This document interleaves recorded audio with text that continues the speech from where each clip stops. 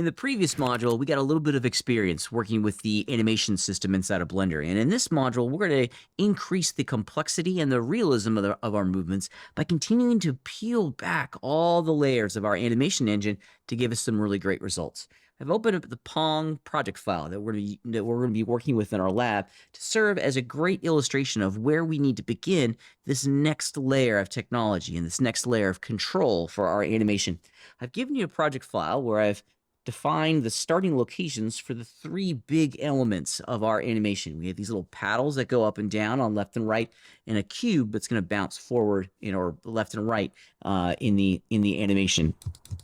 However, if you look very carefully at the elements in the scene here, you can see by examining their transform channels that there are transformations that have been applied to this.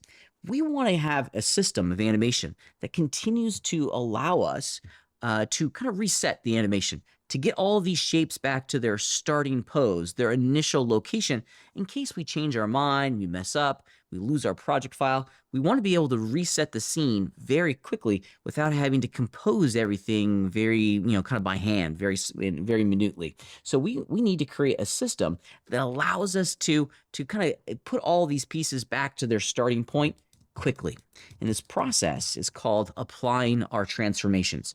The goal here is to have in our transform channels the location be 0, 0, 0 on X, Y, and Z, rotation be 0 degrees across all three, and then for the scale values to be at 100% of this initial scale. You can see on this particular object, this is one of the paddles, I've moved it away from the origin and I've scaled it along the Z. So we need to make some changes to our transform channels that will get the values back to what we want, 0 on location, 0 degrees in rotation, 1 on scale, but we don't want to change their location here in the center. We want to keep their original location, but we want these values to be 0.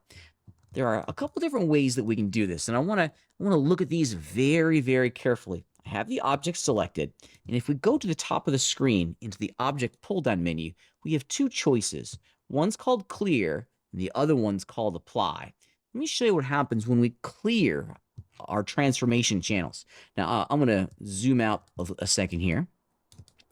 That way you can see the effect of this tool on the left paddle. So I'm going to clear the location. Boom. See how it moved back to the origin of the scene? If we examine the transform channels, check it out. That -9 meters has been returned to 0. It's as if we went in and just selected the values, hit 0 on our numpad, and hit return. We're zeroing out the transforms, and the location of that object has been reset back to the origin of the scene. If we were to do the exact same thing on the scale values, check it out. Object clear, and we do scale. See how it grows? Now it's unconstrained by that transform channel. The value's at 1, but this is not what the original piece looks like.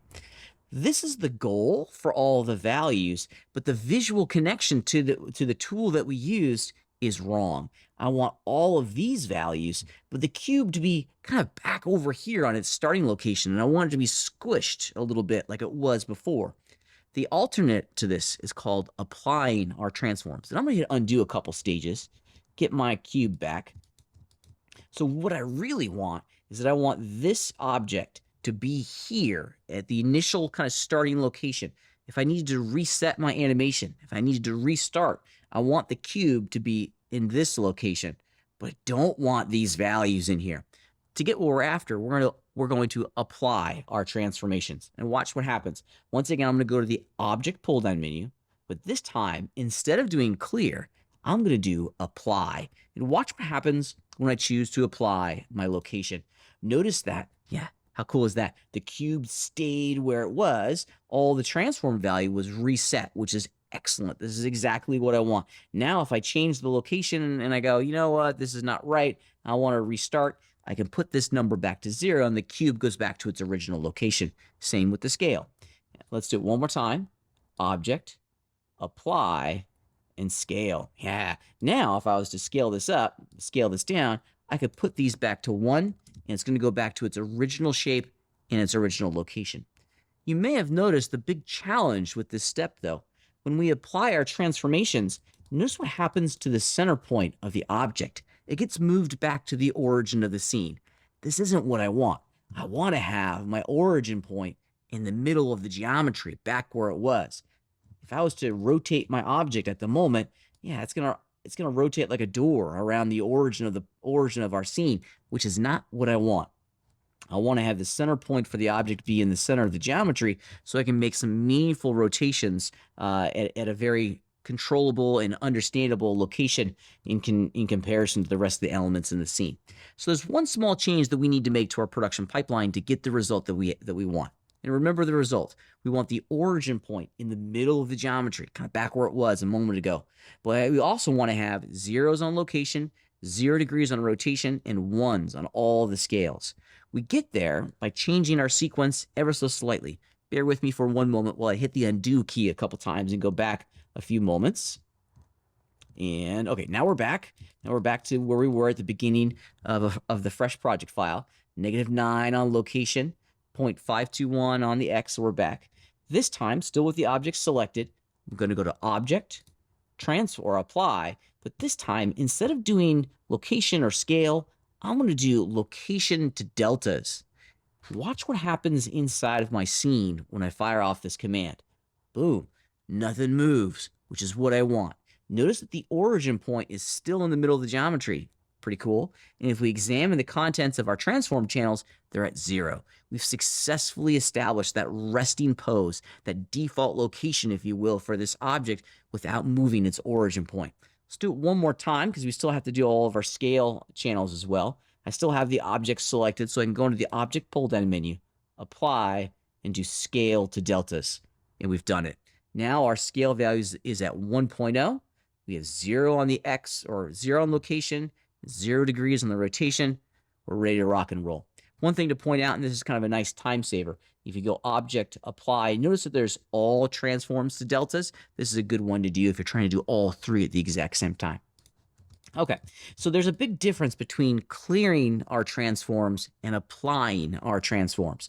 We want to apply all of our transforms to establish the current location, the current visual location and spatial relationship of all of these parts and pieces while getting a set of values over here that are understood by the global animation industry. This is kind of as close to an industry standard animation practice as we can. We want to be able to reset the rig and get it back to its default starting pose, and we do that by applying our transforms. Let me just do it real fast for the other 2 objects because I have a lot of scale values associated with my small little cube. So Object, Apply, all transformations to deltas. Boom. And now check it out. Yeah, we can scale this thing.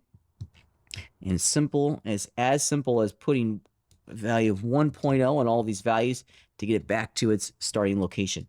One other thing that you can do to make this process go a little bit faster, there's a keyboard shortcut, just Control-A, that will allow you to apply all these transformations in a little popover that shows up underneath your cursor. 6 to one, half a dozen to another. You're literally firing off the same command, just a different way of getting to the exact same pie menu. So with that right paddle selected, I can just do all transforms to delta, and I'm ready to rock and roll.